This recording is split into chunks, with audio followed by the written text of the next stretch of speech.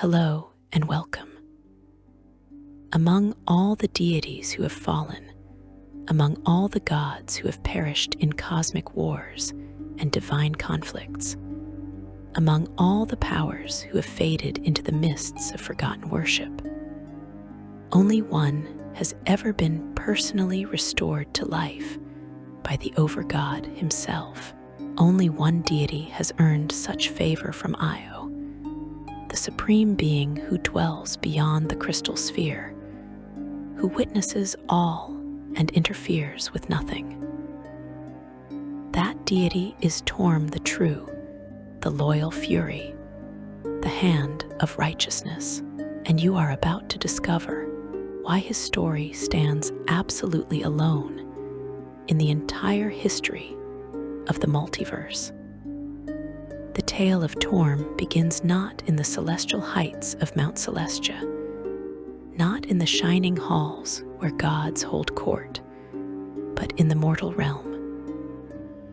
Torm was once like you, a being of flesh and blood who walked the material plane. He breathed the same air, felt the same emotions, faced the same mortality that defines mortal existence. But within him burned something extraordinary, a devotion to duty and righteousness, so absolute that it would transcend the very boundaries between mortal and divine. The earliest records speak of a warrior who lived during the fall of Netheril, that ancient empire of magic whose collapse reshaped the face of Faerun. This was an era of catastrophic change, when one of the greatest civilizations ever known crumbled beneath the weight of its own ambition. In this time of chaos and upheaval, when refugees fled across the land and magical disasters erupted unpredictably, Torm emerged as a champion of order and righteousness. What limited records survive from this period suggest that Torm served a just sovereign with absolute loyalty. He was not born to nobility or power, but rather earned his position through unwavering dedication to duty and an uncomplicated commitment to doing what was right. While the specific details of his mortal deeds have been lost to time, the pattern of his character remained consistent throughout his mortal life and into his divine existence. Torm distinguished himself not through singular spectacular victories, but through unwavering consistency. While other heroes might achieve great triumphs and then rest upon their laurels, Torm never ceased his vigil. While other champions might compromise their principles when faced with difficult choices, Torm remained steadfast. He understood something that many heroes fail to grasp, that true righteousness is not measured in grand gestures, but in the countless small decisions made every single day. His early adventures took him across vast territories during Netheril's decline, into lands thrown into chaos by the Empire's fall. He fought those who sought to exploit the disaster for personal gain, opposed warlords who claimed power through force rather than legitimate authority, and defended communities struggling to survive amid the upheaval. He did this not because it brought him glory or reward, but because it was right. This simple truth, this uncomplicated dedication to doing what was morally correct regardless of personal cost, became the defining characteristic of his legend. What set Torm apart from other paladins and holy warriors of his era was his intellectual approach to righteousness. He did not simply follow orders or blindly obey religious doctrine. Instead, he contemplated deeply the nature of duty, honor, and justice. He understood that true lawfulness requires not just obedience to rules, but comprehension of the principles underlying those rules. He grasped that genuine good requires more than kind intentions. It demands effective action guided by wisdom and strategic thinking. His reputation grew steadily across the lands that would later become the nations of Faerun. Villagers would speak his name with reverence, knowing that if Torm had given his word to protect them, that protection was absolute. Knights and warriors sought to emulate his example, though few could match his discipline. Even his enemies, those who stood opposed to everything he represented, acknowledged his integrity. There are tales preserved from this era of adversaries who would honor agreements with Torm, even when they broke their word to everyone else, recognizing that his honesty was so pure that betraying it would diminish them in ways even they could not accept. The gods themselves took notice. In those ancient days, the deities watched the mortal realm carefully, seeking champions who might serve as exemplars of their divine portfolios. Tyr, the god of justice, observed this mortal warrior who embodied everything he valued. Over time, as Torm's legend grew and his dedication never wavered, a relationship formed between the mortal champion and the god of justice. Torm's path to divinity came through service to righteous causes and unwavering commitment to the principles of duty and loyalty. The god of justice needed champions who could serve as examples in the mortal world, individuals whose loyalty could never be questioned, and whose judgment could always be trusted. Torm's life exemplified these qualities so perfectly that he began to transcend mortal limitations. The tests he endured during his mortal life were extraordinary. Situations arose specifically designed by fate or circumstance to tempt him into ethical compromises. He faced scenarios where breaking his word might save innocent lives, where a small dishonesty might prevent great suffering, where pragmatic flexibility seemed wiser than rigid adherence to principle.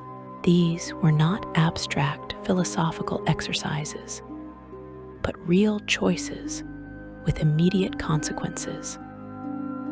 Every time, Torm chose the harder path. He discovered that while compromising principles might solve immediate problems, it created deeper corruptions that spread like poison through time. He learned that true justice sometimes requires accepting short-term losses to preserve long-term integrity. Most importantly, he proved that it was possible to be both lawful and compassionate, both dutiful and kind, both strategic and sincere. His ascension to godhood was not a sudden transformation, but a gradual elevation earned through countless righteous deeds. As his mortal accomplishments accumulated, as his legend spread across regions recovering from Netheral's fall, as his dedication never wavered through decades of service, divine power began to manifest through him.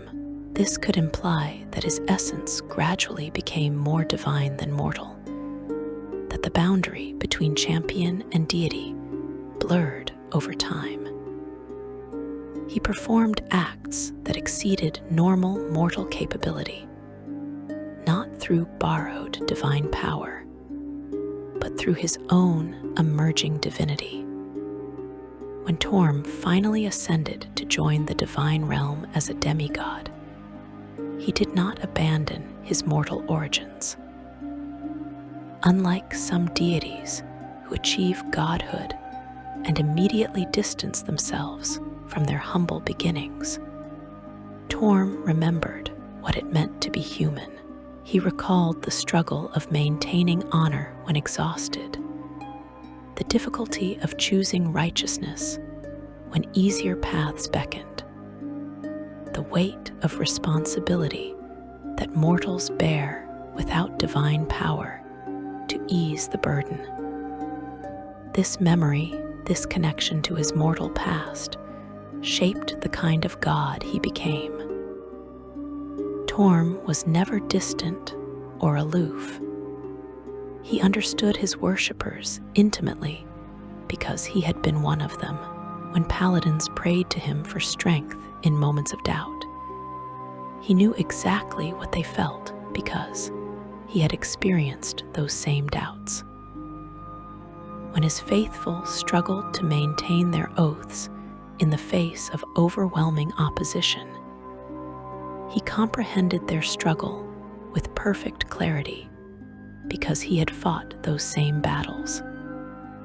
The alliance that formed between Torm, Tyr, and Ilmater represented something profound in the divine realm. These three deities embodied different aspects of goodness and law, but they complemented each other perfectly. Tyr brought pure justice, the absolute standard of right and wrong. Ilmater brought compassion and the willingness to suffer for others. Torm brought duty and loyalty, the commitment to serve justice and compassion with unwavering dedication.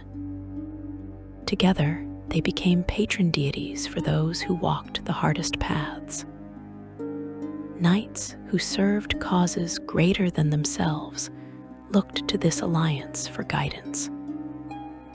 Paladins who had sworn oaths they would keep until death found strength in their example. Crusaders who fought evil knowing they might never live to see victory drew courage from their worship. The Triad, as this alliance came to be known, taught that goodness required more than good intentions. It demanded sacrifice, discipline, and absolute commitment. Torm's role within the Triad was specific and vital. While Tyr determined what justice required, and Ilmater accepted the suffering that justice might demand, Torm ensured that justice was actually enforced. He was the hand that struck down evil, the shield that protected the innocent, the sword that defended the weak. His divine portfolio encompassed duty, loyalty, obedience to righteous authority, and the ideals that would later define the Paladin's code itself. His relationship with Tyr was particularly close, though the exact nature of their connection has been interpreted in various ways by scholars of divine lore. Based on what we know of Torm's character and service, we can assume that he served initially as a devoted follower, who proved himself so exemplary that he earned elevation to divine status. Their relationship evolved over centuries, as Torm demonstrated again and again that his commitment to justice and duty was absolute. the faithful who worshipped Torm were held to exacting standards. He demanded that his paladins maintain absolute integrity in all situations. A paladin of Torm could not rationalize small evils for greater goods. They could not compromise their word, even to enemies. They could not accept injustice, even when fighting it seemed impossible. These requirements were harsh, unforgiving, and many who sought to serve Torm found themselves unable to maintain such rigorous standards. But those who succeeded, those rare individuals who could embody Torm's principles completely, became living legends. They walked through the world as beacons of righteousness, their mere presence inspiring hope in the downtrodden and fear in the corrupt. Evil creatures would flee from paladins of Torm, knowing that negotiation was impossible, and mercy would only be granted according to the strictest interpretation of justice. These holy warriors struck fear into the hearts of tyrants and brought relief to oppressed populations wherever they traveled. Torm's clergy established orders and temples across the lands that would become civilized Faerun. The Order of the Golden Lion emerged as one of the most prominent organizations, an order of paladins dedicated to hunting down evil in all its forms. They wore distinctive armor, carried blessed weapons, and swore oaths so binding that breaking them would result in immediate loss of all divine power. The order maintained fortresses in strategic locations, always ready to respond to threats against the innocent, and always prepared to sacrifice everything in service to righteousness. The temples of Torm were not ornate or luxurious. Unlike deities who reveled in golden statues and jeweled altars, Torm's houses of worship were practical structures designed for training and preparation. They contained barracks for knights, armories filled with blessed weapons, libraries containing texts on ethics and justice, and training grounds where paladins honed their combat skills. These temples served as bases of operations for crusades against evil, not retreats for quiet contemplation. His holy symbol, a white right gauntlet on a blue field, carried deep significance. The gauntlet represented strength and protection, the hand that defends the weak and strikes down evil. The white color symbolized purity of purpose and unwavering integrity. The blue background represented loyalty and the constancy of duty. Warriors who wore this symbol declared to the world that they served something greater than themselves, that they had dedicated their lives completely to the cause of righteousness. Throughout his centuries as a deity, Torm remained remarkably consistent. While other gods evolved their portfolios, expanded their areas of influence, or shifted their philosophical positions, Torm never wavered. He was the same god in year 1000 as he would be in year 1358, unchanging in his commitment to duty, loyalty, and righteous action. This consistency made him a reliable anchor in a divine realm, often characterized by conflict and change. His interactions with other deities revealed his character. he allied readily with gods of good and law, understanding that evil could only be defeated through unity and cooperation. But he maintained strict boundaries, never compromising his principles even when dealing with allied deities whose methods differed from his own. He opposed evil deities absolutely, granting them no quarter and accepting no truces. In the complex politics of the divine realm, Torm stood as a figure of absolute moral clarity. Yet for all his power, for all his divine authority, for all his celestial might, Torm would face a test that would require something beyond even godhood. The time of troubles was approaching, a crisis that would shake the very foundations of reality. And in that crisis, Torm would make a choice that would result in his death and set in motion events that would prove his worthiness for the unprecedented honor Ao himself would bestow. But that confrontation, that sacrifice, that death, and that miraculous resurrection, those tales must wait for you to say the word. Section 2. The time of troubles and supreme sacrifice. The year 1358 in Dale reckoning arrived with cosmic catastrophe.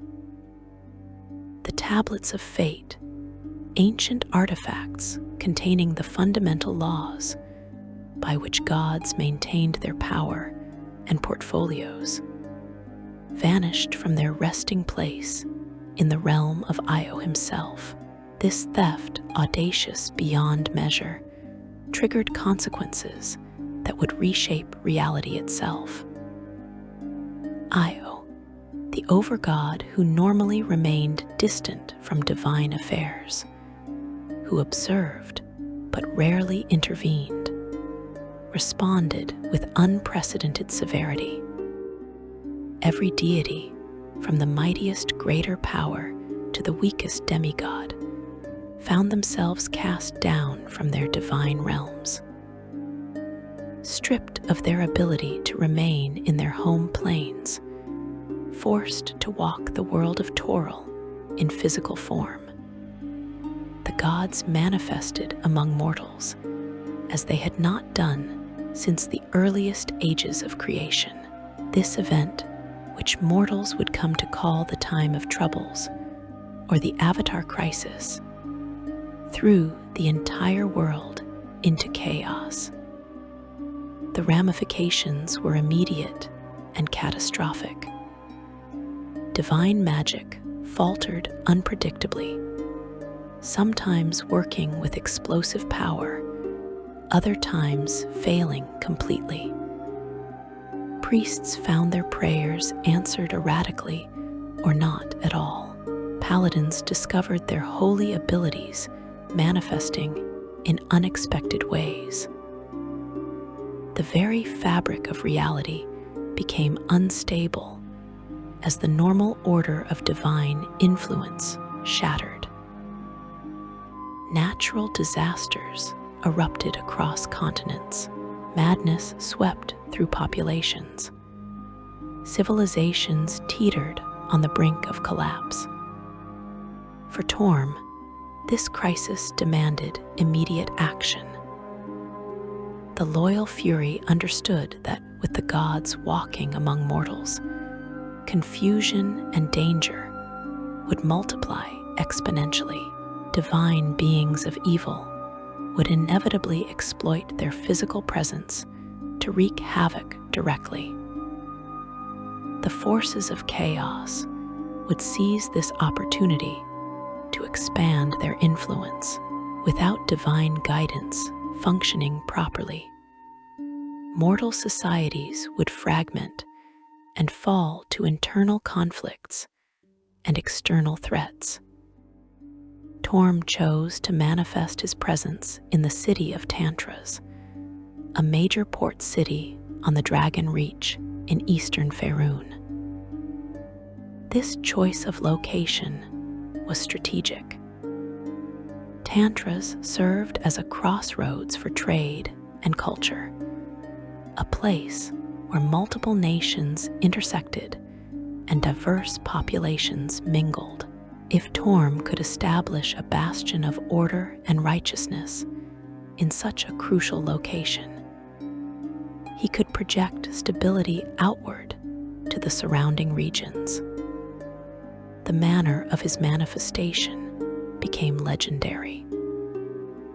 Rather than appearing as a walking avatar of flesh and blood, as many other gods did, Torm chose to inhabit a massive statue that stood in the city.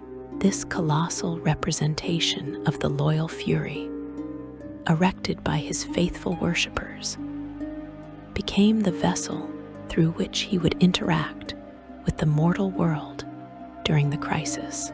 The statue, known as the Benefaction, stood as an imposing symbol of divine protection over Tantras.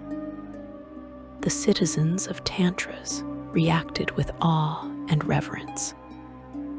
Their patron god had chosen their city, had taken residence within the very monument they had built to honor him.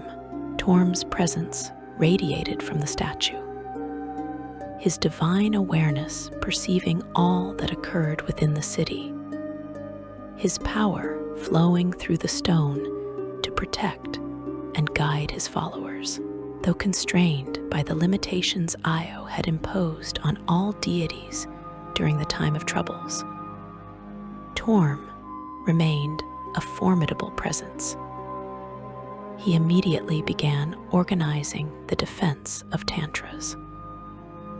Through pronouncements delivered by his priests and through manifestations of divine will, Torm coordinated the city's preparations. He gathered the defenders, provided tactical guidance, blessed weapons with what divine power he could still channel through his unusual form, and established networks of sentries and patrols throughout the urban area. His presence galvanized the population. Here was their god, one of the most revered deities of law and good, personally taking charge of their protection. Knights flocked to serve under his guidance, an honor beyond their wildest dreams. Paladins from across the region made pilgrimages to Tantras, seeking to fight in defense of their patron deity made manifest. Common citizens volunteered for militia duty, inspired by Torm's example of selfless service and unwavering dedication to duty. But Torm's efforts attracted deadly attention. Bane, the Black Lord, the god of tyranny and strife, had also been cast down during the time of troubles. Where Torm represented righteousness and duty, Bane embodied domination and fear. Where Torm sought to protect and serve, Bane intended to conquer and enslave. These two deities had opposed each other for centuries in the divine realm, their philosophies fundamentally incompatible, their conflict inevitable. Bane gathered his own forces, an army of Shantarim soldiers, mercenaries, evil clerics, and creatures corrupted by dark magic. The Black Lord walked among his troops in physical form, his avatar possessing terrible power despite the limitations imposed by Ao's decree. His very presence spread fear like a contagion. His voice carried the weight of absolute authority, and his strategic brilliance had been honed over countless centuries of divine existence. He recognized that destroying Torm in Tantras would accomplish multiple objectives simultaneously. First, eliminating Torm would remove a major obstacle to Bane's expansion of power during the Avatar crisis. Second, conquering Tantras would give Bane control of a strategically vital city. Third, and perhaps most importantly, defeating another deity would send a message of terror throughout the mortal realm, demonstrating that even gods walking the earth could fall before his might. Bane marshaled his forces and began the march toward Tantras with conquest in his heart and destruction in his wake. The defenders of Tantras prepared for the coming siege. Under Torm's guidance delivered through his priests and manifestations from the benefaction, they organized with precision.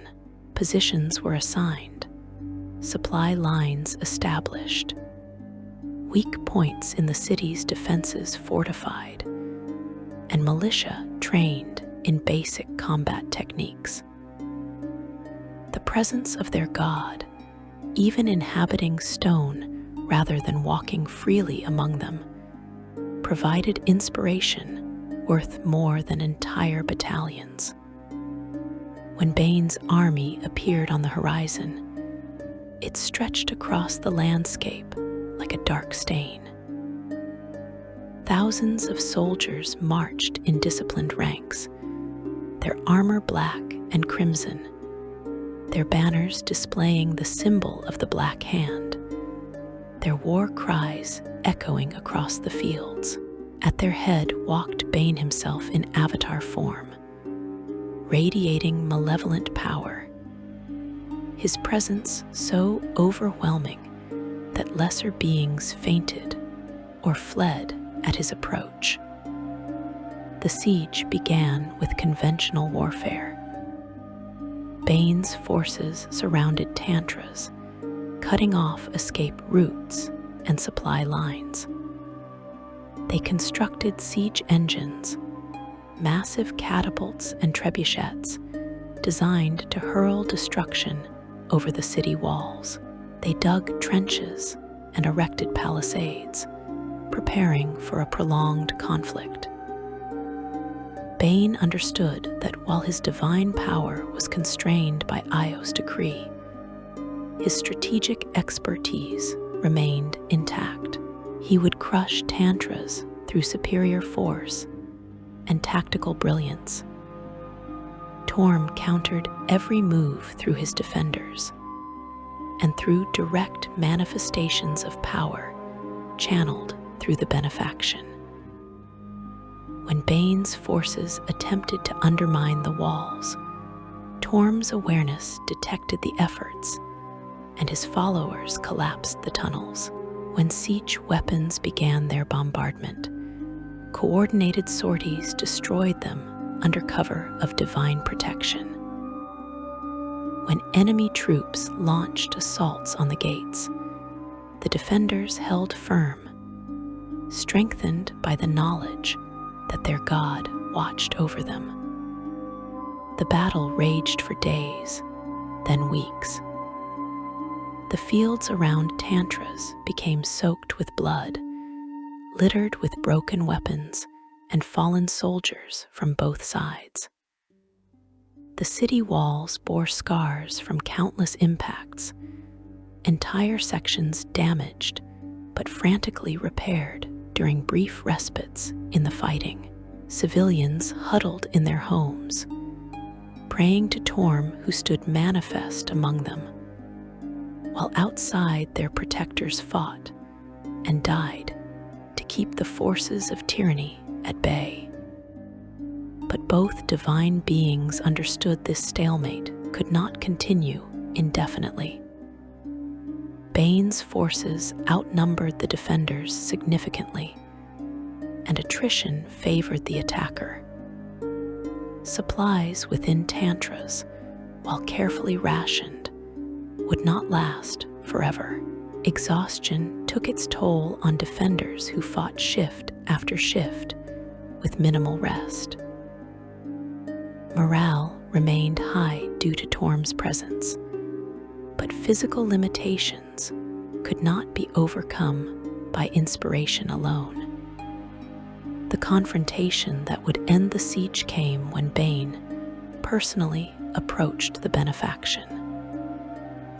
The Black Lord, arrogant in his power and confident in his superiority, believed he could destroy Torm's vessel and shatter the defender's spirit. He brought his full divine might to bear against the statue that housed his ancient enemy's presence. What followed was a battle of divine wills and powers constrained within physical forms.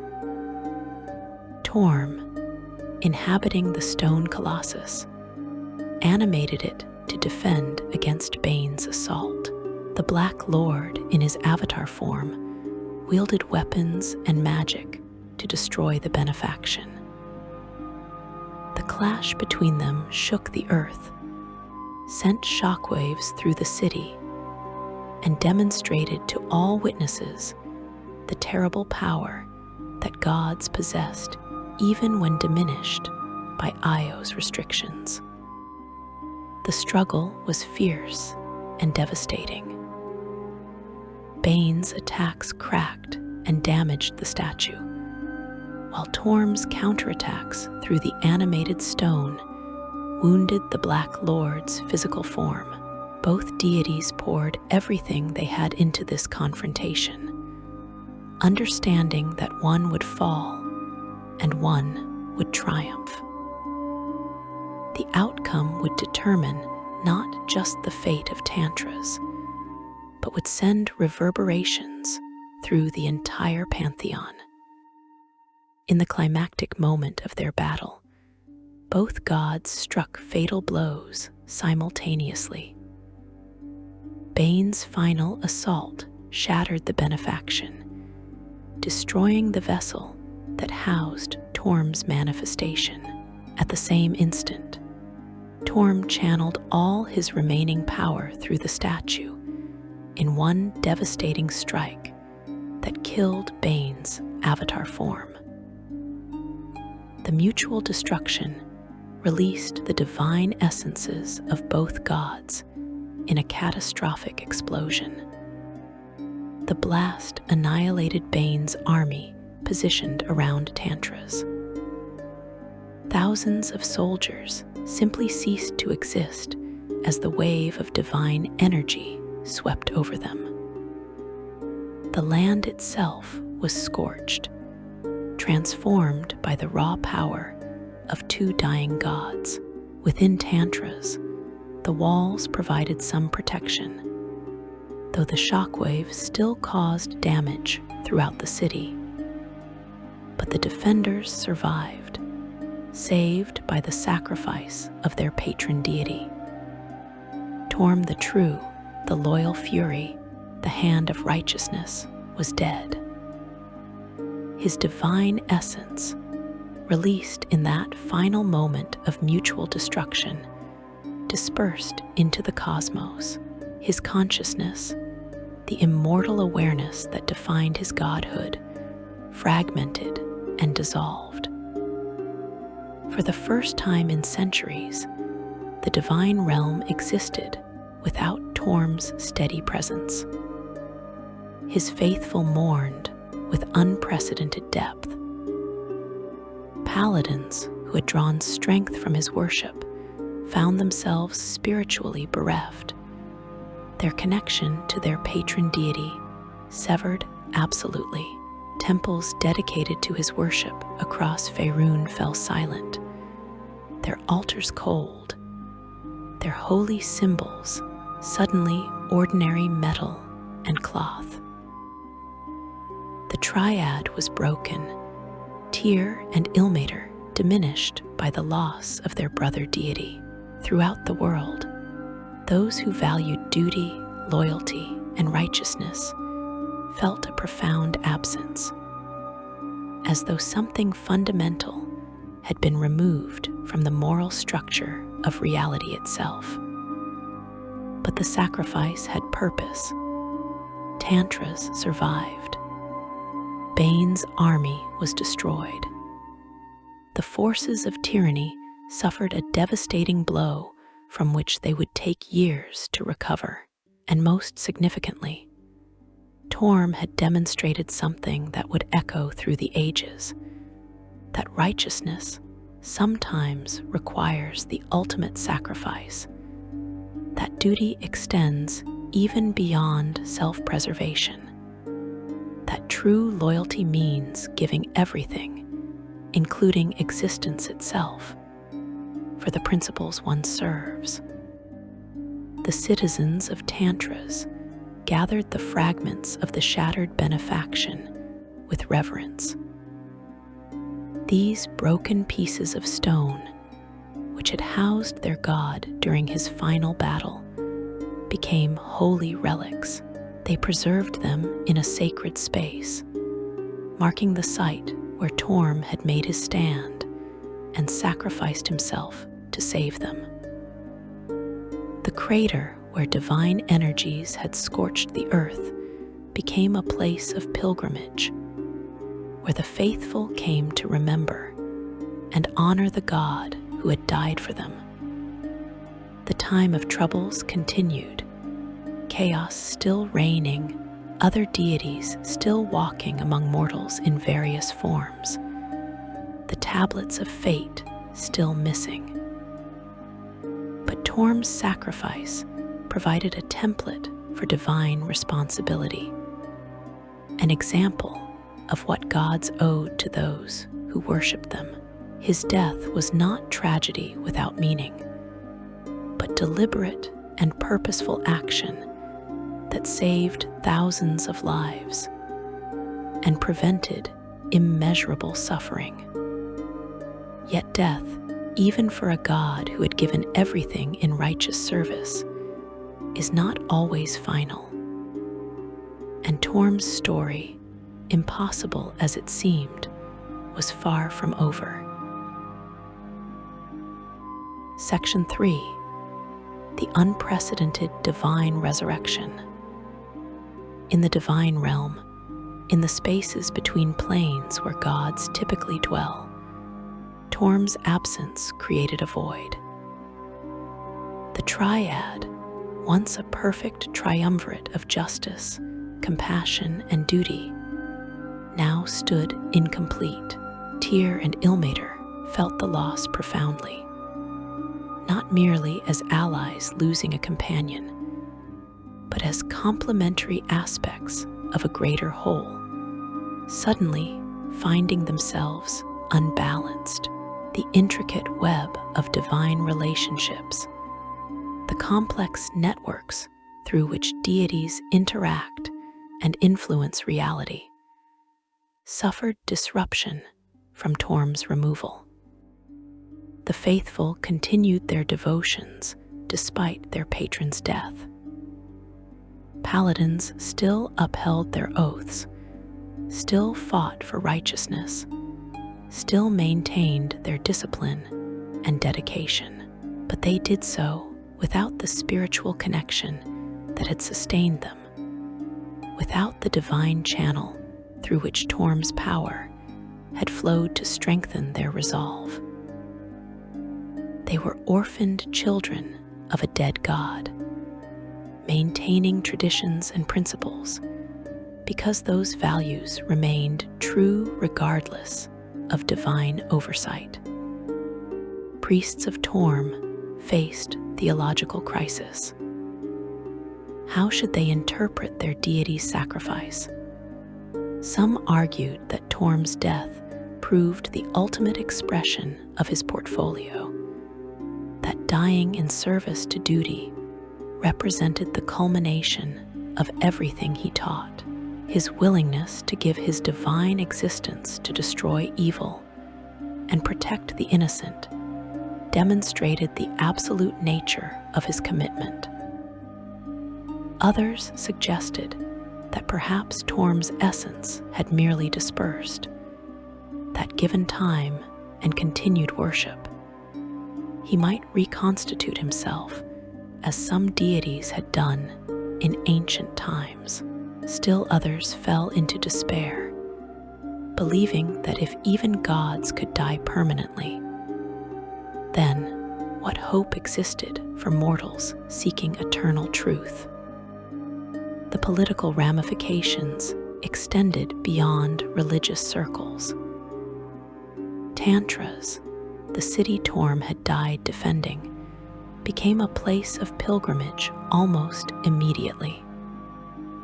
The broken fragments of the benefaction, the statue through which he had manifested his presence, were carefully collected and preserved. The site where the divine explosion had occurred, where Torm and Bane had simultaneously destroyed each other, became sacred ground. Visitors from across Faerun traveled to stand where a god had sacrificed everything for mortals, to pay respects to the deity whose final act had been one of absolute duty. The time of troubles eventually resolved through events that unfolded across the continent. The tablets of fate were recovered through the actions of mortal heroes who had been thrust unwillingly into divine conflicts. Ao, having made his point about divine responsibility and the consequences of neglecting their portfolios, began allowing the surviving deities to return to their proper planes. Order gradually reasserted itself across Toril. Divine magic stabilized. The natural laws of reality resumed their normal function. Civilization began the slow process of rebuilding from the chaos.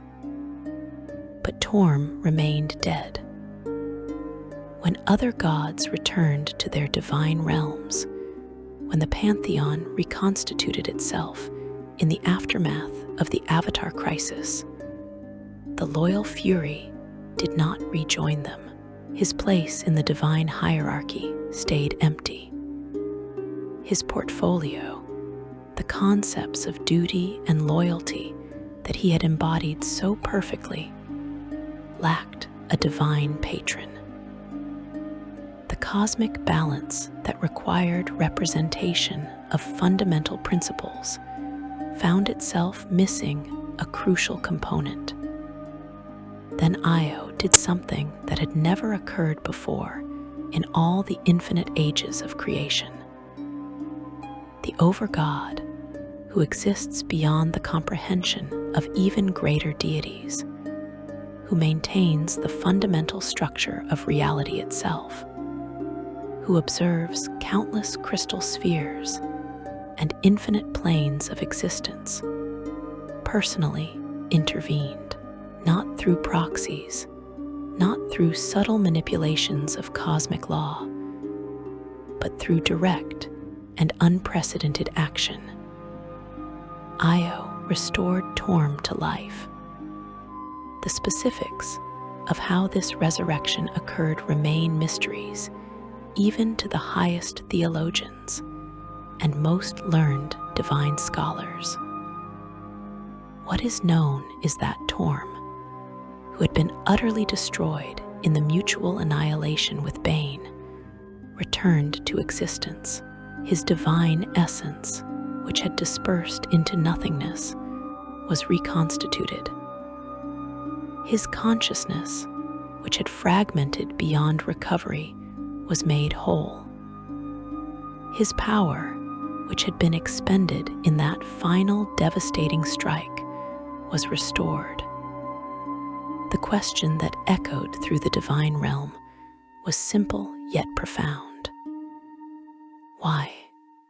Why would Ao, who had never performed such an act before, who maintained strict neutrality regarding individual deities, who allowed gods to die when their time came, suddenly resurrect one particular deity. What made Torm worthy of such unprecedented favor? The answer, based on what we know of Ao's judgments during the time of troubles, lies in the nature of Torm's sacrifice and what it represented. When Torm chose to stand against Bane in Tantras, to inhabit the benefaction and defend the city knowing it would likely result in his death, he demonstrated something that Ao valued above all else: perfect fulfillment of divine responsibility. Absolute dedication to portfolio regardless of personal cost. Complete alignment between what a deity represented and what that deity actually did. Throughout the time of troubles, many deities had behaved selfishly. Some used their presence on Toril to pursue personal agendas, to settle old scores with rivals, to expand their power and influence at the expense of mortal welfare. This could imply that they viewed the crisis as an opportunity rather than a responsibility. Some gods had actively made the situation worse, exploiting the chaos for their own benefit. Others had simply hidden, waiting for the situation to resolve itself without contributing to any solution or protecting their worshippers. Torm alone, among all the deities cast down during the Avatar crisis, had used his constrained form exactly as divine responsibility demanded. He protected mortals who needed protection. He opposed evil that threatened innocence. He made strategic decisions that prioritized the greater good over his personal survival. When faced with a choice between preserving his existence and fulfilling his duty, he chose duty without hesitation or regret. In that moment of self-sacrifice, Torm proved himself worthy not just of godhood, but of the highest honor any deity could receive. Ao's resurrection of Torm sent shockwaves through the divine realm. Every deity, from the mightiest greater powers to the smallest demigods, understood immediately that precedent had been shattered.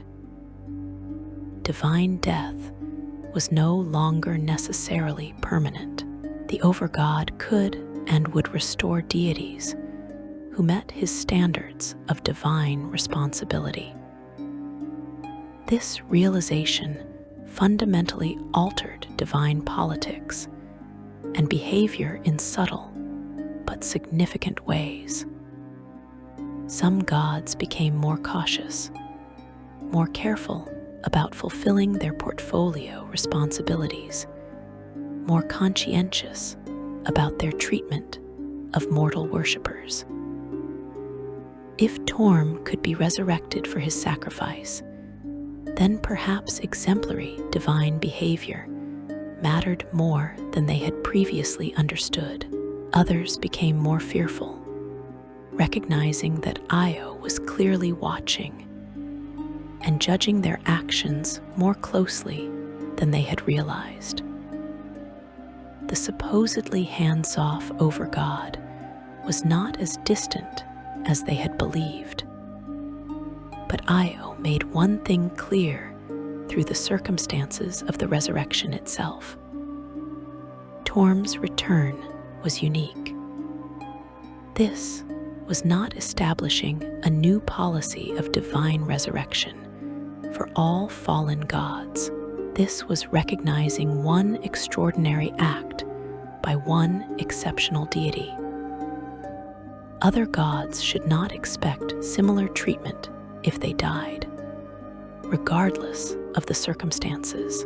Torm alone had earned this honor through a specific combination of factors that would not be easily duplicated.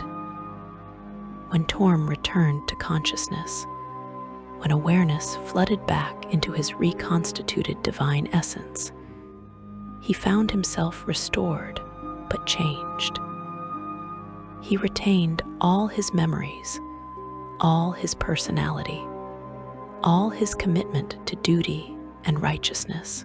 The experience of death, of complete obliteration followed by impossible resurrection, gave him perspective that no other deity possessed.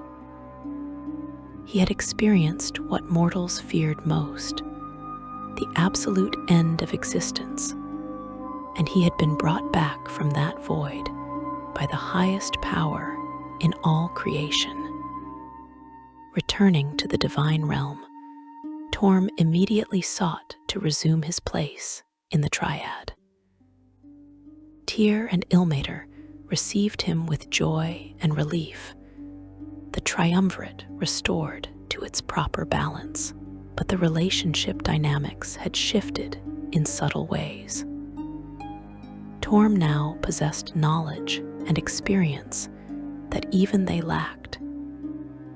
He had died completely, experienced divine obliteration, and been personally judged worthy of resurrection by Ao himself. This gave him unique standing among the gods. His worshippers reacted with ecstatic celebration when divine connection suddenly restored itself. Paladins who had been praying into emptiness, maintaining their oaths through sheer force of will and commitment to principle, found their prayers answered once more. Priests discovered their spells functioning again with full power. Holy symbols that had become inert objects blazed anew with divine energy. Throughout Faerun and beyond, followers of Torm celebrated their patron's impossible return with festivals and ceremonies that lasted for weeks. The theological implications transformed his worship in fundamental ways. Torm's death and resurrection became central to his faith, reshaping religious doctrine and practice. He was no longer just the god of duty and loyalty. He became the deity who had proven that perfect adherence to principle was worth any cost, including death itself. He became the god who demonstrated that righteousness could earn favor even from beings as remote and powerful as Ao. He became the patron of those who were willing to sacrifice everything for what they believed. New interpretations of his teachings emerged in the years following his return. The concept of sacred sacrifice took on deeper meaning, informed by Torm's own experience. His clergy taught that dying for righteous causes was noble not because of potential reward, but because the act itself embodied the highest principles. Torm's resurrection was not payment for his sacrifice, they explained, but recognition that his sacrifice perfectly expressed what he represented as a deity.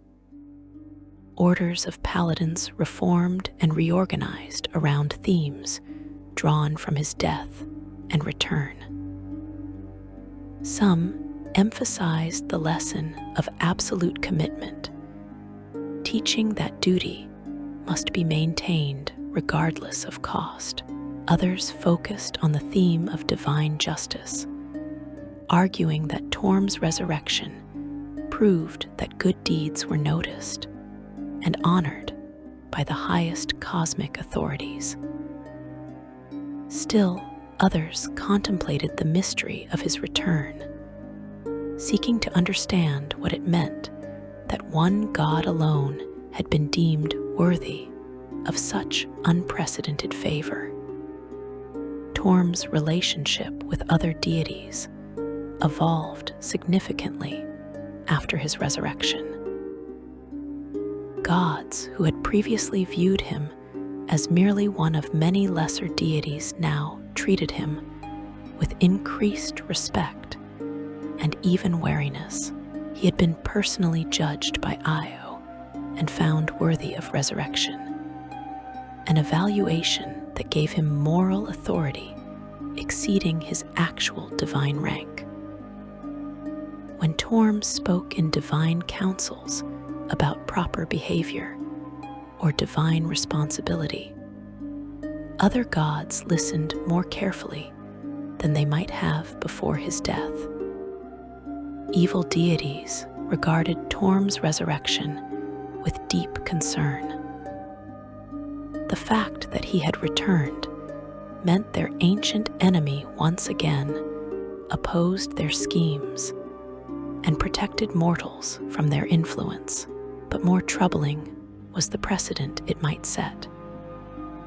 If Ao could resurrect fallen deities who impressed him sufficiently, then divine conflicts became more complex. Killing an enemy god might not permanently remove them from the cosmic equation if they had served their portfolio with sufficient dedication. The cosmic balance shifted with Torm's return. The forces of law and good gained renewed strength. Their dedicated champion restored to full divine status.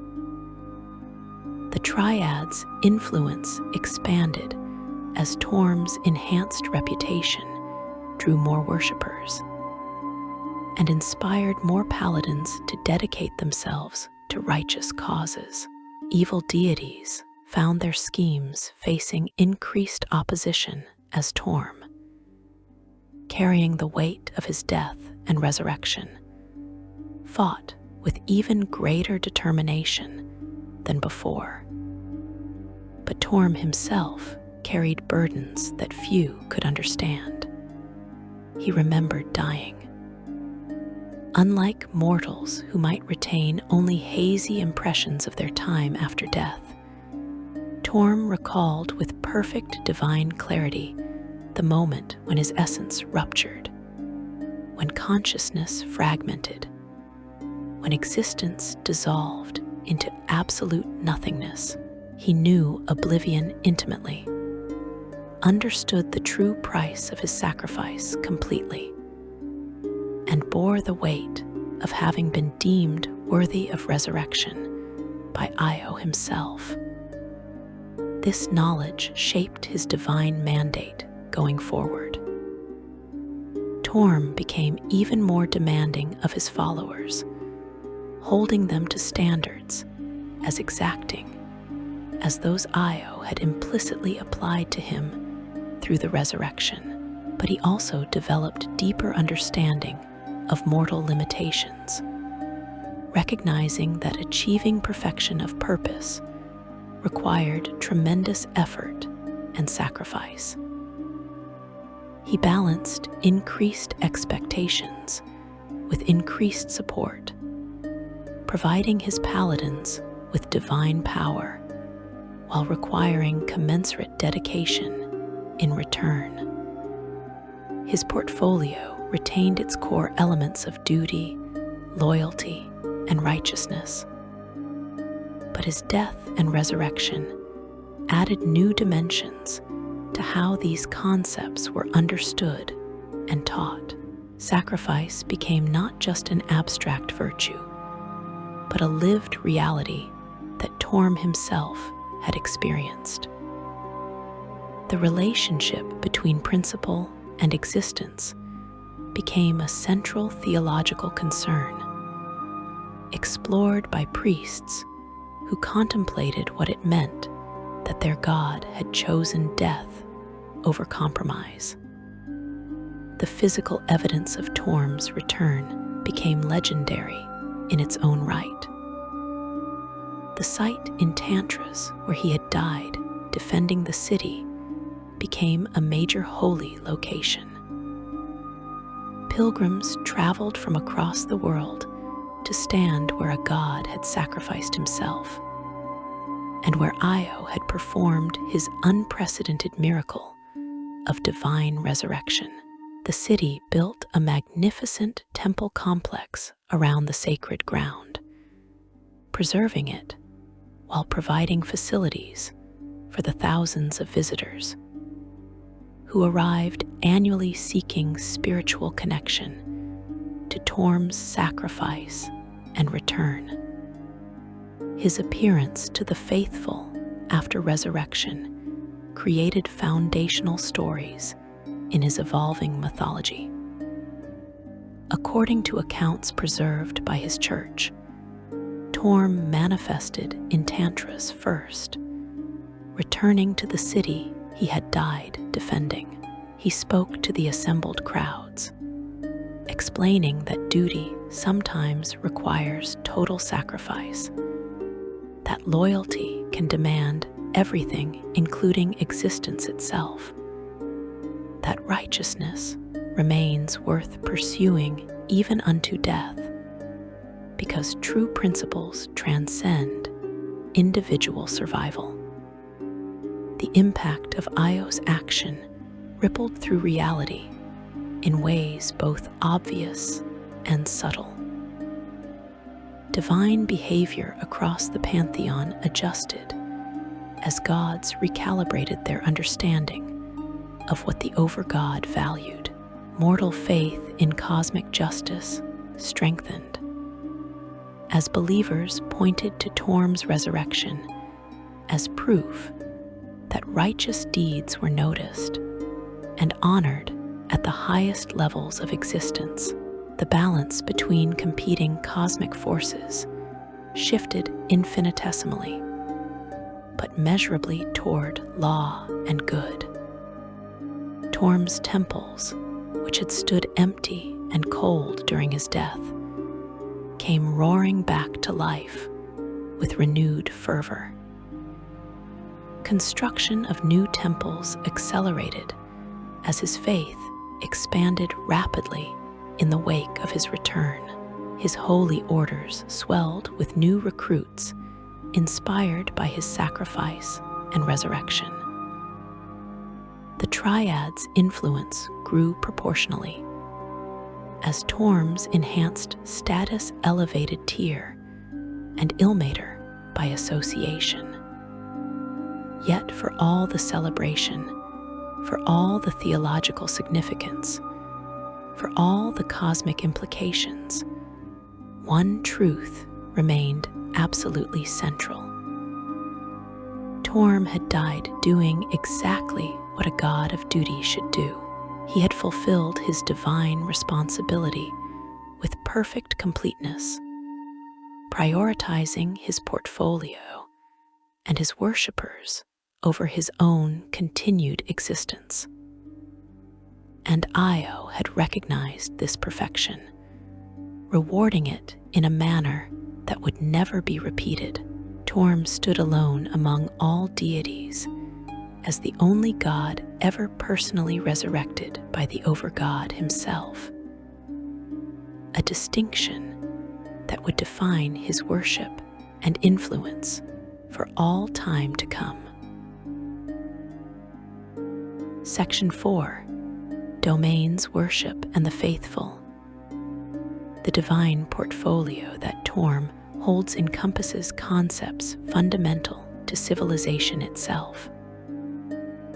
As the god of duty, he represents the binding force that compels individuals to fulfill their obligations, regardless of personal cost or inconvenience. As the deity of loyalty, he embodies the unwavering commitment that binds companions together, that keeps oaths sacred, that transforms mere agreements into unbreakable bonds. As the patron of righteousness, he stands as the exemplar of moral clarity, the standard against which actions are measured, the voice that insists some principles are absolute and non-negotiable. His divine spheres extend beyond these core concepts into related domains. Torm holds special dominion over paladins, not merely as warriors who serve good causes, but as individuals who have sworn sacred oaths that define their entire existence. While paladins may serve various deities depending on their specific calling, Torm represents the ideal of what a paladin should be. The paladin's code itself, with its emphasis on honor, duty, and righteousness, reflects principles that Torm embodies perfectly. When any knight takes vows of service, when any crusader swears to defend the innocent, when any champion binds themselves to a code of honor, they invoke concepts that lie at the heart of Torm's divine nature. Self-sacrifice represents another crucial aspect of his portfolio, made all the more significant by his own death and resurrection. Torm's willingness to give his divine existence to destroy Bane and protect Tantra's demonstrated ultimate sacrifice. His followers are expected to embrace this principle, to recognize that some things matter more than personal survival, that true nobility lies in subordinating self-interest to higher purposes. This does not mean seeking death recklessly, but rather accepting that the path of righteousness sometimes leads to dangerous places where survival cannot be guaranteed. The faithful who dedicate themselves to Torm come from all walks of life, though certain professions draw naturally to his worship. Knights who serve noble houses find in Torm the perfect patron, a deity who understands the demands of service and the weight of responsibility.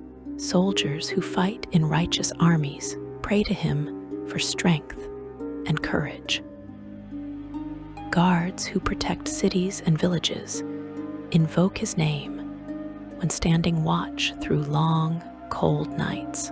Anyone whose duty requires them to place others' needs before their own finds spiritual kinship with the loyal Fury.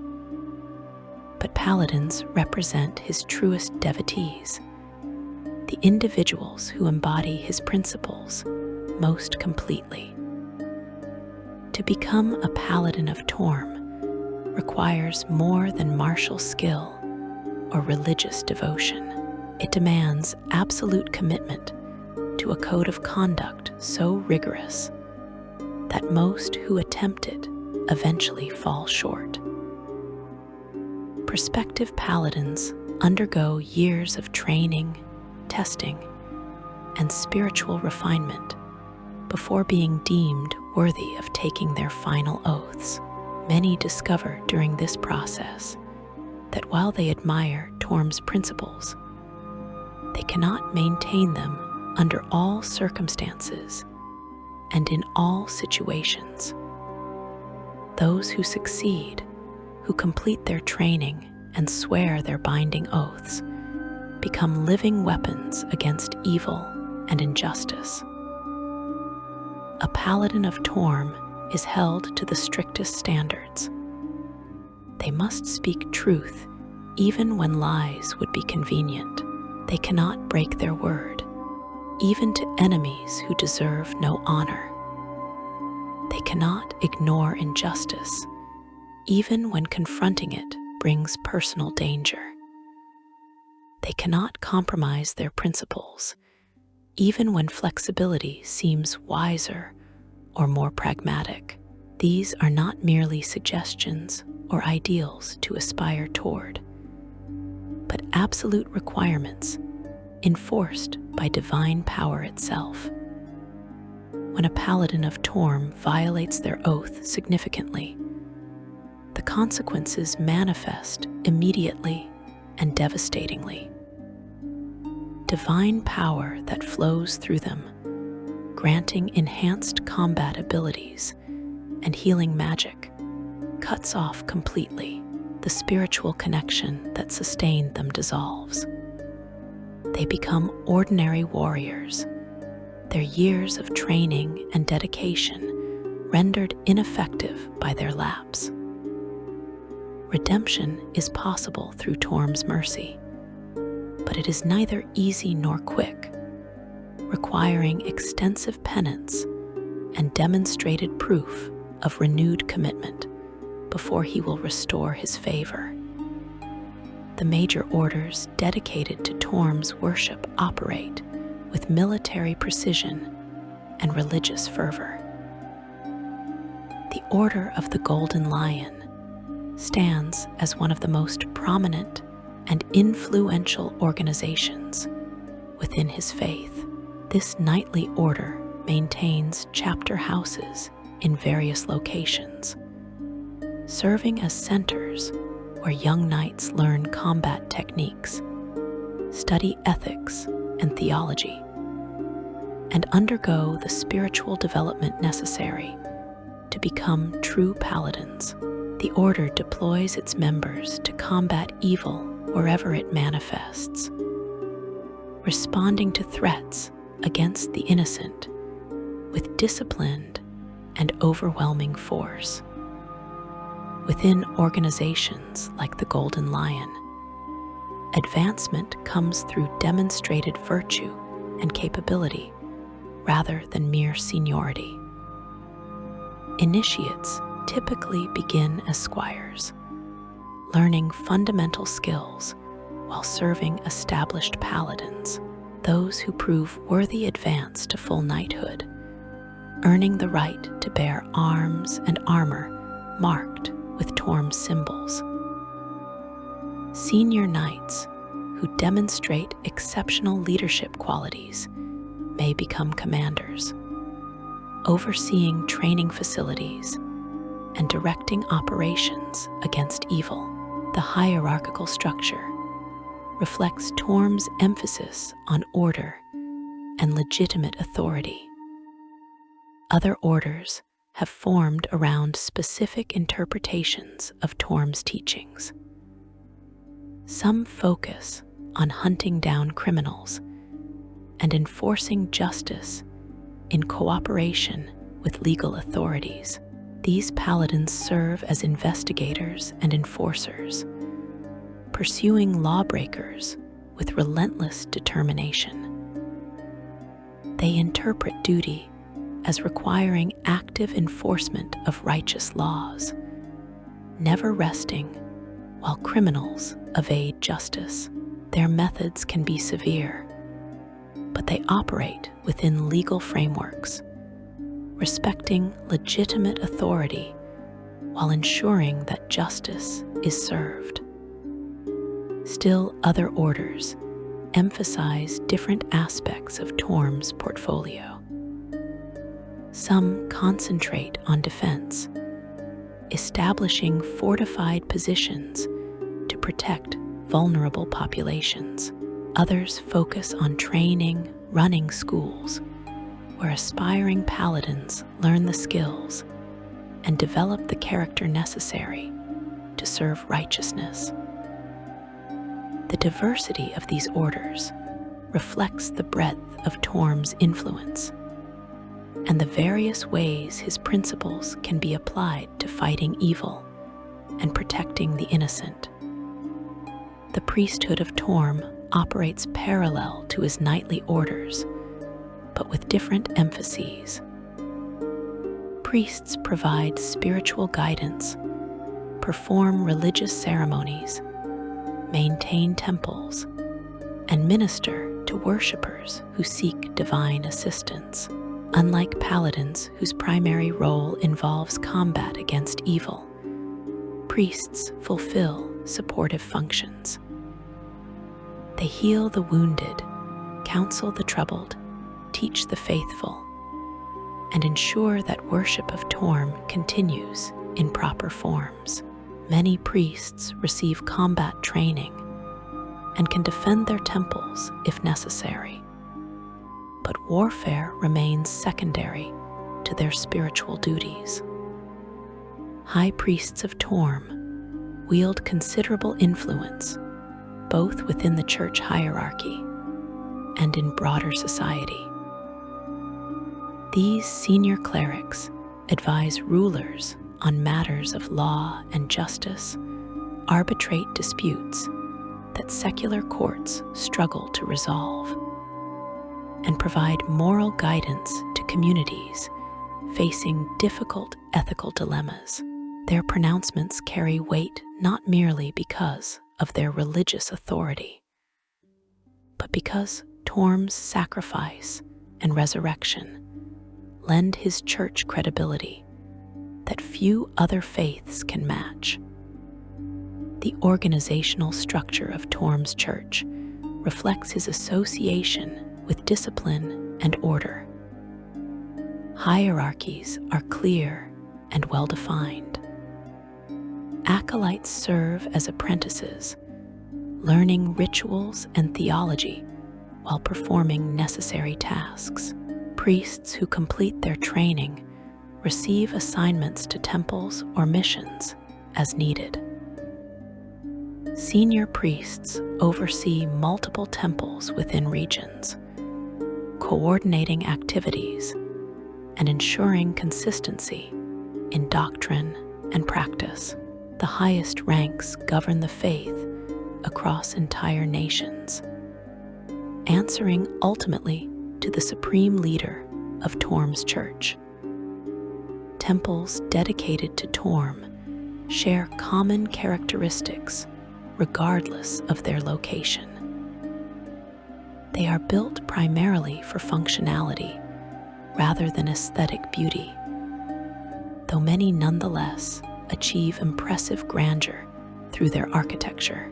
High walls typically surround temple complexes, providing defense against potential attacks.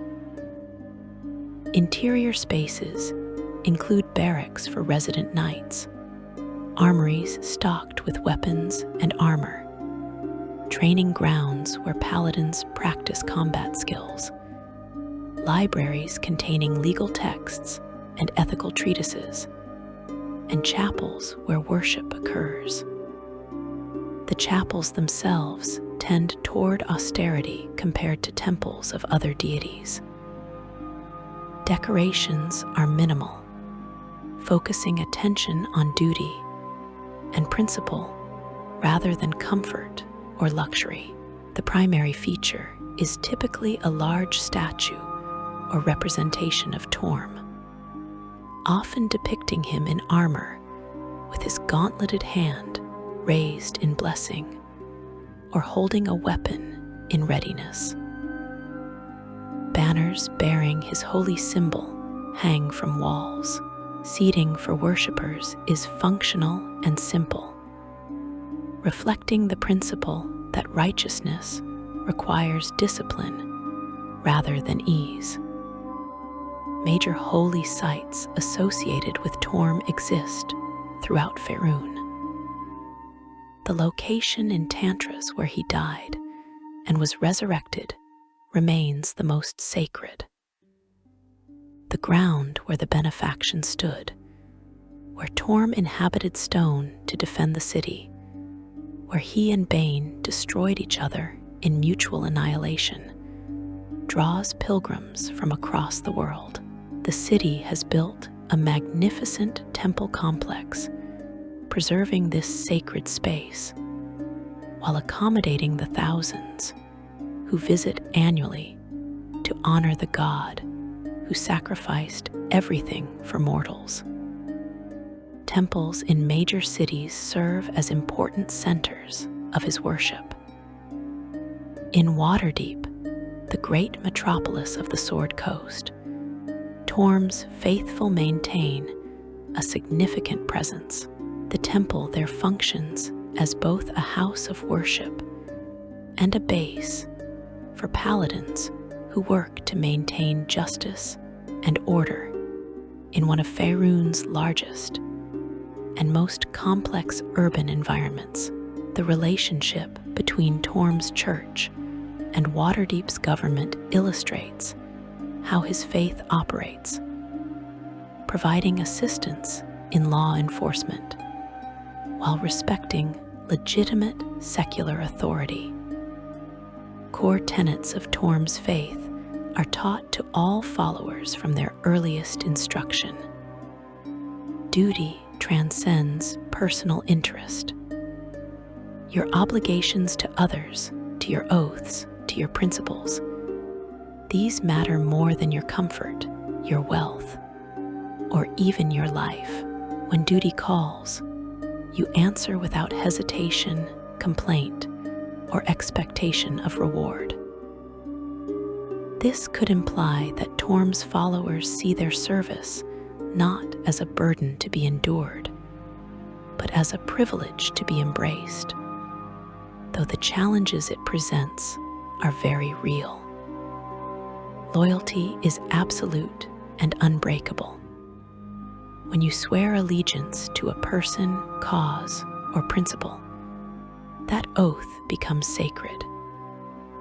Betrayal ranks among the worst possible sins, a corruption of the bonds that hold society together and enable civilization to function.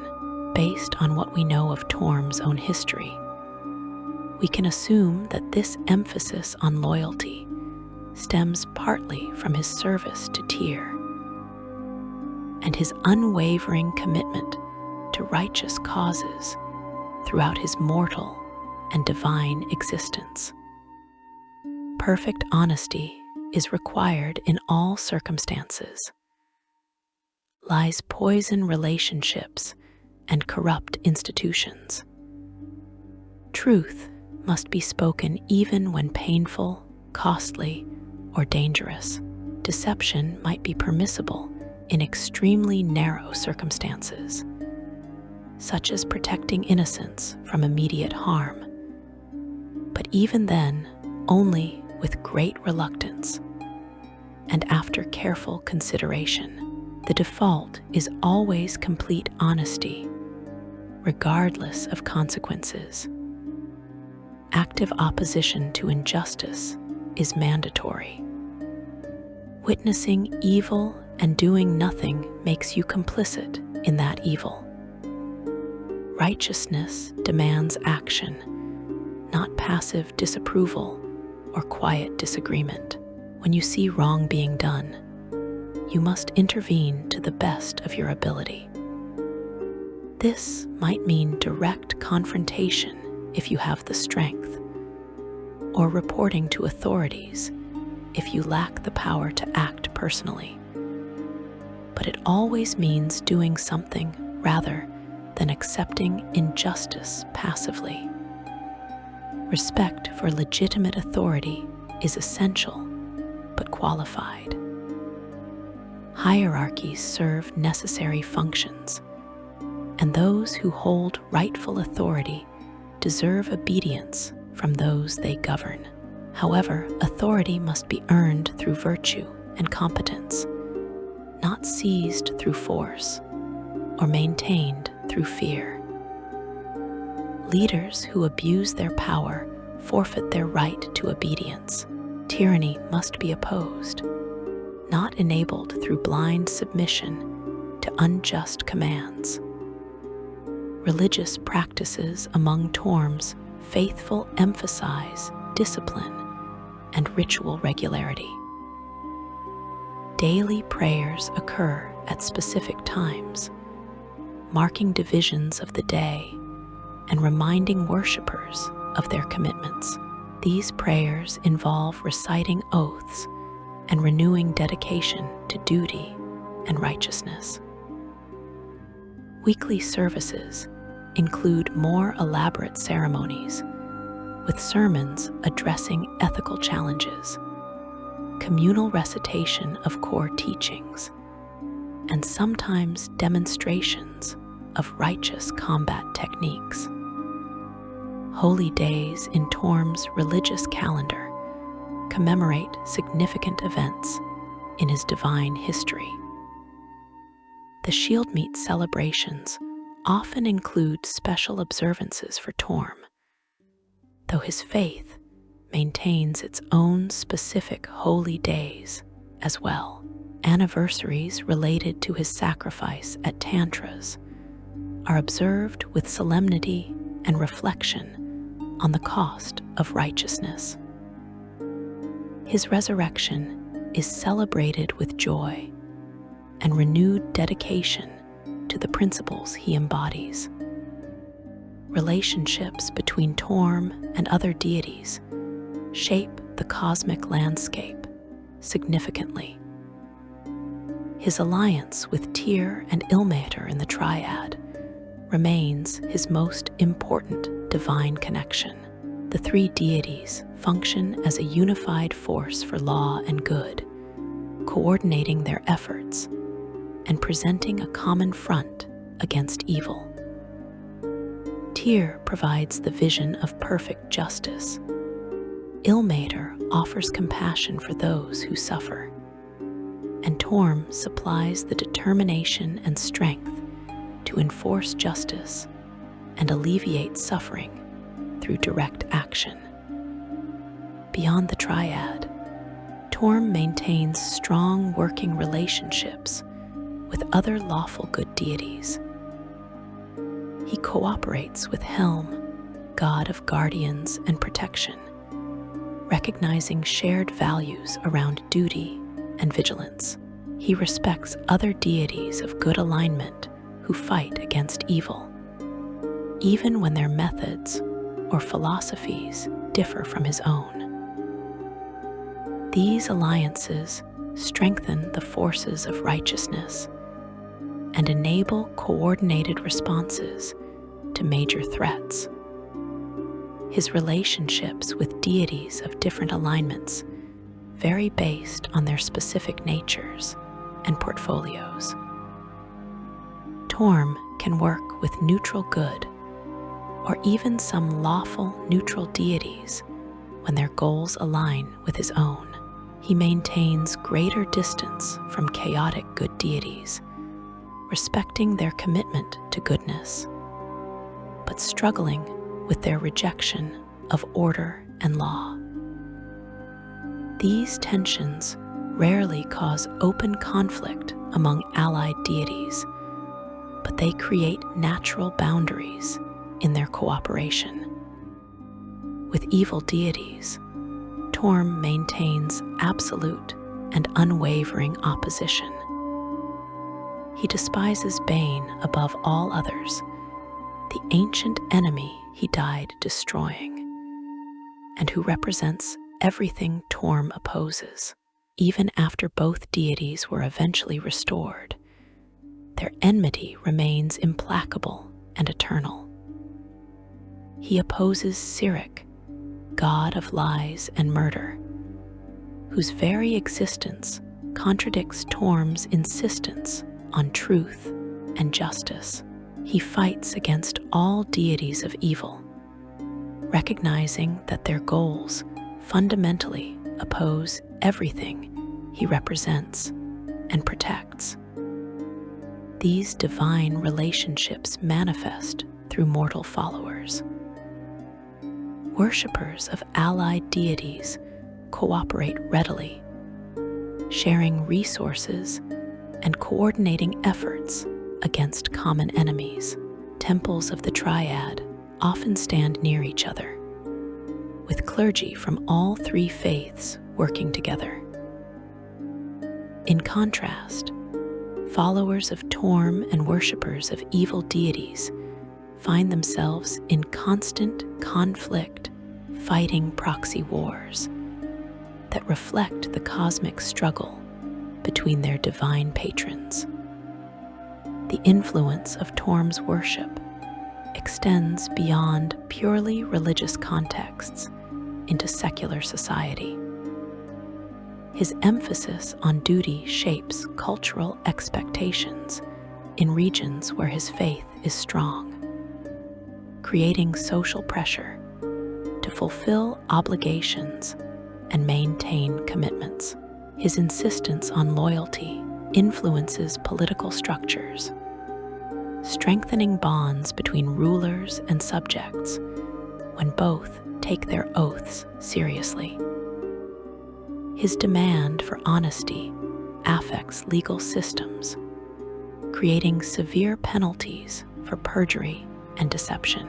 His requirement to oppose injustice inspires reform movements, and occasionally, righteous rebellion against tyrannical governments that have lost their legitimate authority through abuse of power. Section 5. Legacy of the Resurrected God.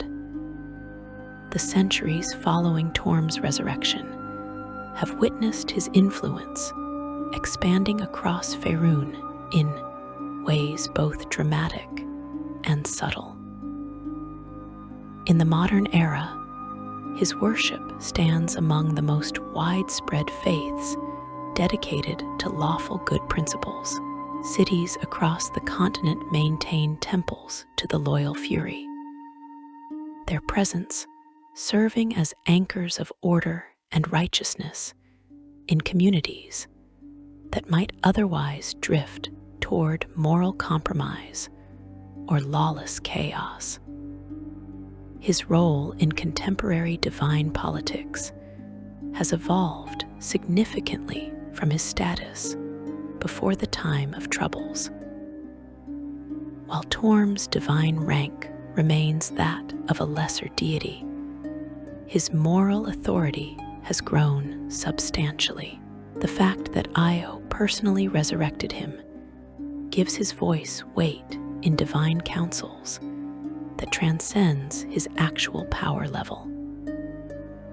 When debates arise among the gods regarding proper responses to mortal crises or threats to cosmic balance, other deities listen carefully to Torm's perspective, recognizing that he alone has been judged worthy of such unprecedented favor.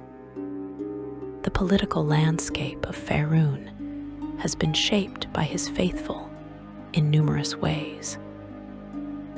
In regions where Torm's worship maintains strong influence, legal systems reflect his emphasis on honesty and duty.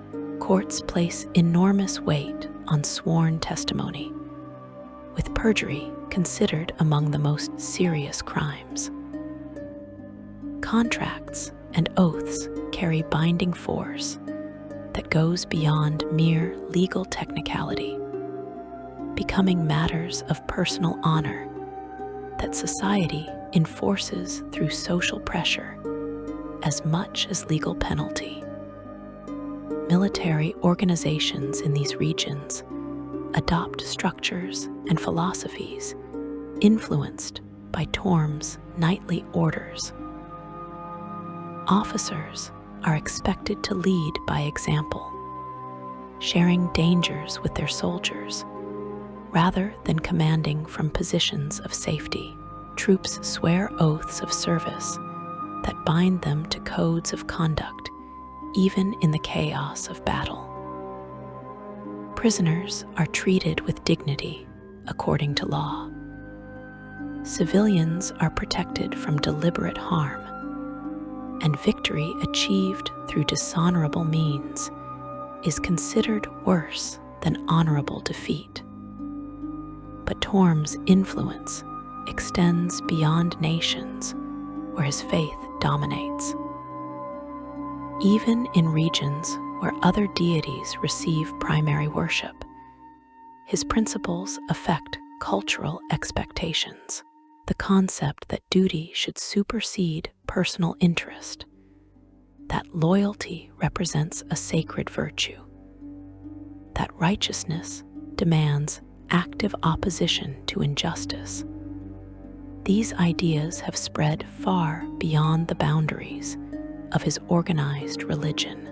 Many who never pray directly to Torm nonetheless live according to values he represents. The paladins he has inspired over the centuries represent some of the most legendary heroes in Faerun's history.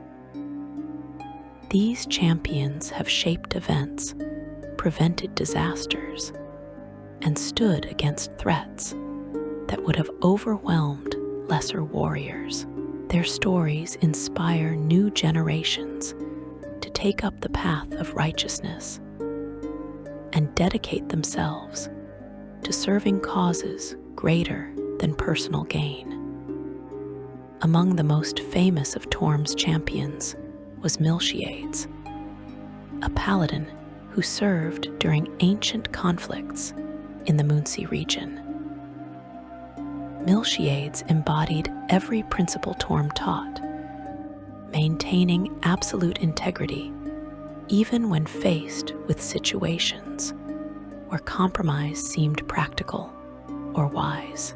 His campaigns against evil forces saved countless lives and established precedents for righteous warfare that influenced military doctrine for generations.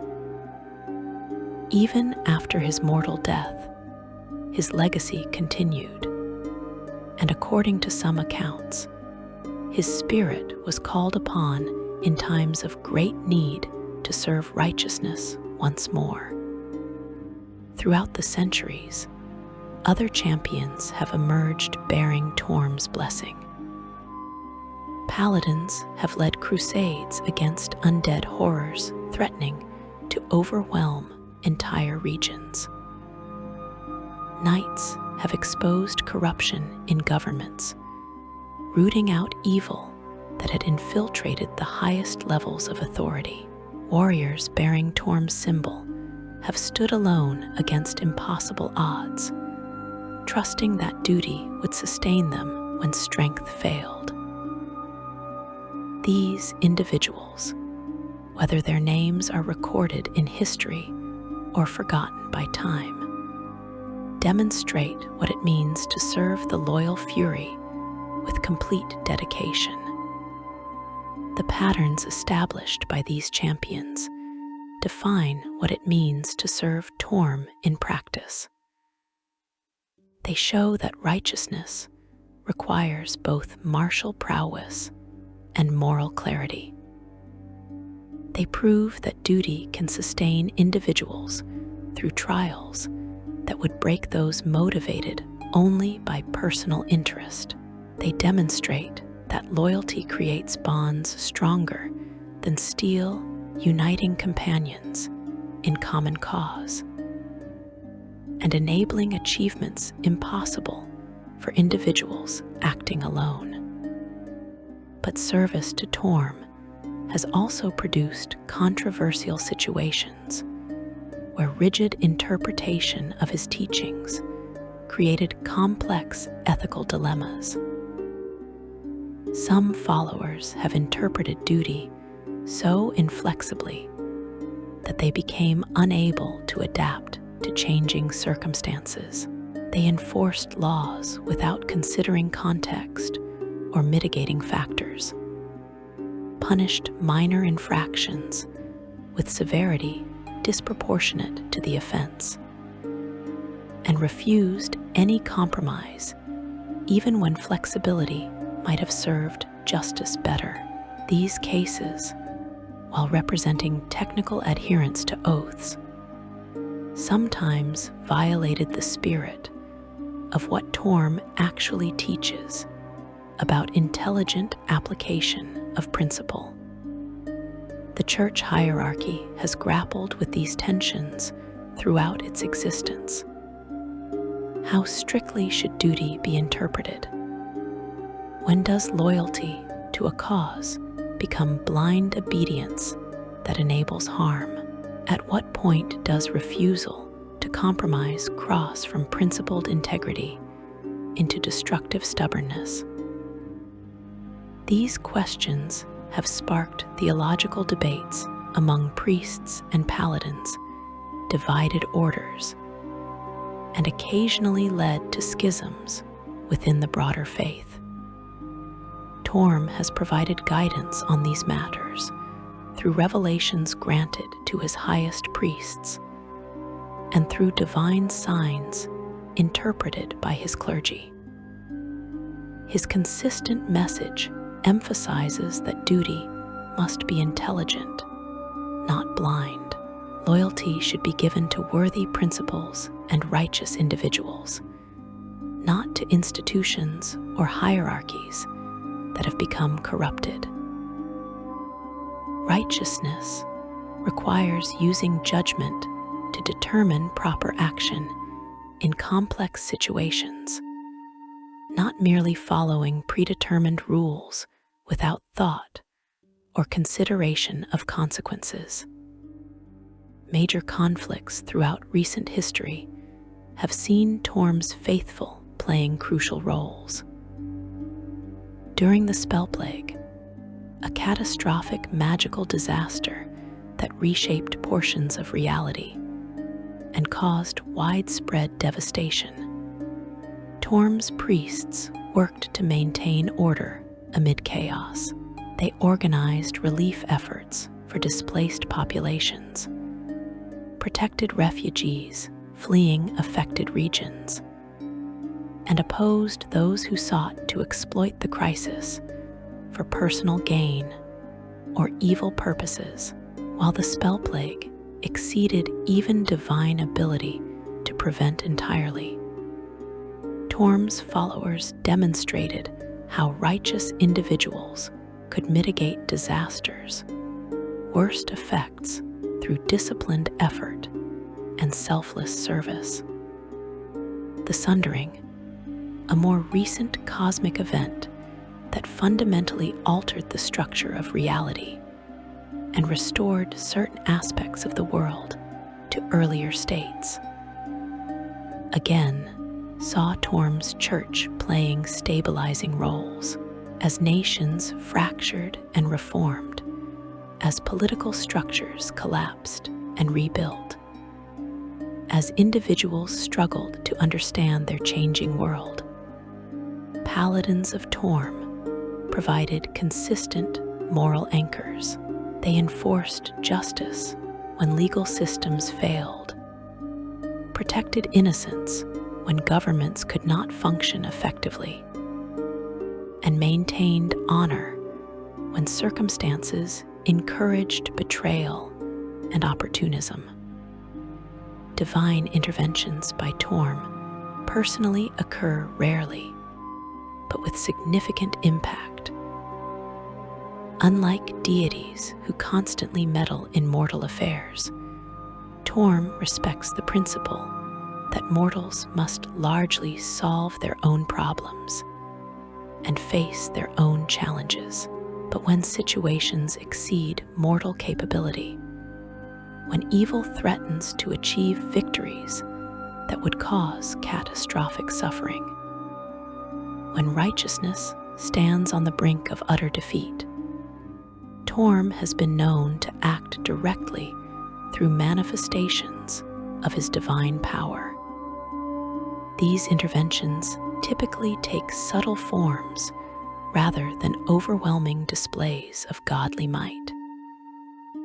He might grant visions to guide his followers, provide unexpected divine power at critical moments, or manifest briefly to deliver crucial guidance before withdrawing.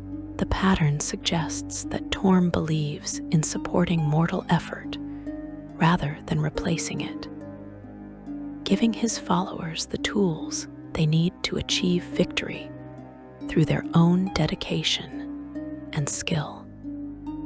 His manifestations always carry purpose beyond immediate tactical assistance. They remind people that gods watch mortal struggles and care about the outcome. They demonstrate that righteousness will be supported when most desperately needed, they inspire witnesses to greater dedication, creating effects that extend far beyond the specific crisis where divine intervention occurred.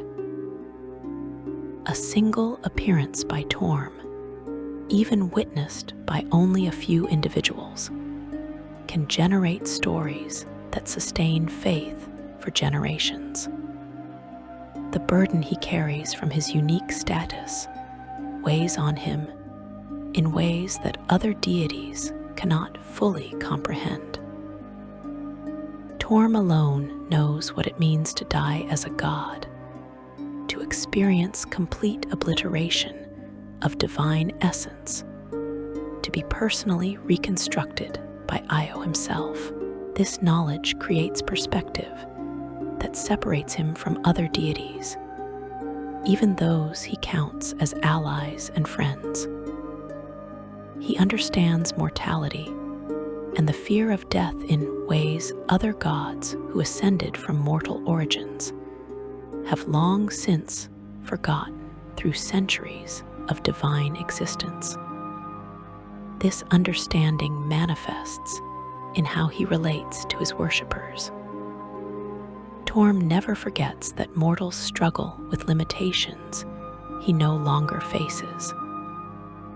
When paladins stumble in their duty, when priests doubt their faith, when followers question whether righteousness is worth its tremendous cost, Torm remembers facing similar challenges during his mortal existence. He provides stern guidance because he demands excellence and knows his followers are capable of achieving it, but also compassionate support because he knows from personal experience how difficult that excellence can be to maintain. The knowledge that Ao personally deemed him worthy creates different pressure. Torm bears responsibility to live up to that judgment continuously. He cannot afford to become complacent or to compromise the principles that earned his resurrection in the first place. Every action, every decision, every interaction with other deities or mortal worshippers occurs under the weight of being the only god Ao ever resurrected. This pressure drives him to maintain the absolute standards that made him worthy of such unprecedented favor. His relationship with mortality itself has become complex. Having died and returned, Torm understands that death is not necessarily final, that divine power can overcome even complete obliteration. But he also knows with certainty that his resurrection was unique, that other beings who die cannot expect similar intervention.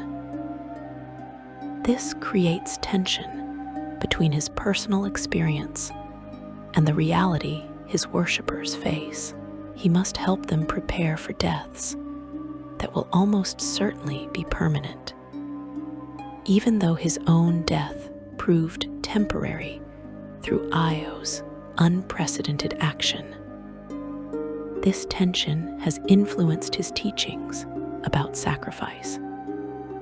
Torm emphasizes that choosing to die for righteous causes is noble regardless of whether resurrection follows. The worthiness of sacrifice lies in the choice itself, in the willingness to give everything for principles that matter more than individual existence. Whether divine or magical powers choose to restore the fallen is beyond mortal control and should not factor into the decision to sacrifice oneself when duty genuinely demands it. The temples and orders dedicated to his worship continue evolving in response to changing circumstances. New threats emerge requiring new strategies and approaches. Social structures transform across Faerun, creating different contexts for interpreting duty and loyalty. Magical discoveries and changes to the fabric of reality present ethical challenges that ancient texts never contemplated. Torm's church must adapt its methods while maintaining core principles, a balance that requires constant vigilance and careful theological work. Young paladins entering his service today face challenges their predecessors never imagined. They operate in a world where moral lines sometimes blur intentionally, where evil often disguises itself as pragmatic necessity or harsh realism, where righteousness can be portrayed as naive inflexibility or dangerous extremism. They must maintain absolute standards while functioning in societies that increasingly embrace moral relativism and reject the concept of objective truth. This makes their path harder in some ways than earlier generations experienced. But Torm provides them with the same divine support he has always granted to those who genuinely commit to his service. The future of his faith appears secure for the foreseeable future. As long as civilization requires duty, loyalty, and righteousness to function, Torm will have worshippers. As long as individuals seek meaning through service to causes greater than themselves, paladins will take his oaths and bear his symbols. As long as evil threatens the innocent and justice seems difficult or impossible to achieve, his temples will train champions to fight against darkness and defend those who cannot defend themselves. His legacy extends beyond religious boundaries into the fundamental fabric of how societies understand morality and ethics. The concepts he embodies, that some principles are truly absolute, that duty transcends self-interest, that loyalty creates sacred bonds, that righteousness demands active opposition to evil. These ideas shape civilization itself. Nations rise and fall. Empires expand and collapse. Cultures emerge and fade into history. But the need for what Torm represents remains constant across all eras and all societies. You who have listened to this tale of the only god Ao, personally resurrected, now understand why that honor was bestowed. Torm earned it through perfect embodiment of his divine portfolio, through willingness to sacrifice his very existence rather than compromise his principles, through dedication to duty that exceeded even the divine instinct for self-preservation. His death was not tragic accident or meaningless loss, but deliberate choice made with full understanding of consequences. His resurrection was not random chance or expected reward, but earned recognition of exceptional worthiness. The lessons his story teaches apply to all who seek to live meaningful lives. Duty matters more than convenience or personal comfort. Loyalty creates bonds that sustain us through the hardest trials. Righteousness is worth fighting for even when victory seems impossible or the cost appears too high. Sacrifice for worthy causes gives existence purpose that transcends individual mortality and creates legacy that outlives physical death. These truths, embodied by Torm and demonstrated through his sacrifice and resurrection, remain as valid today as they were during the time of troubles over a century ago. When you face choices between comfort and duty, remember Torm inhabiting the benefaction in Tantras, knowing that staying meant probable death, but staying anyway because innocence needed protection.